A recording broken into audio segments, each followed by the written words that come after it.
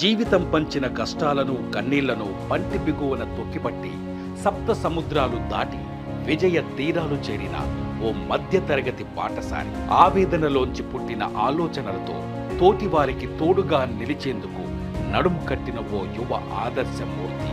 తాను వెలుగుతూ తన చుట్టూ ఉన్న వారికి బతుకు దారి చూపిస్తున్న మార్గదర్శి, సార్థక నామధేయుడు Katram Srikanth Reddy.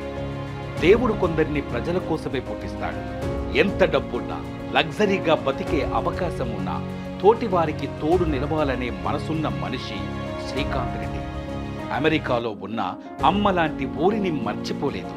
Luxury life lead చేస్తున్న తను అనుభవించిన పేదరికాన్ని మర్చిపోలేదు.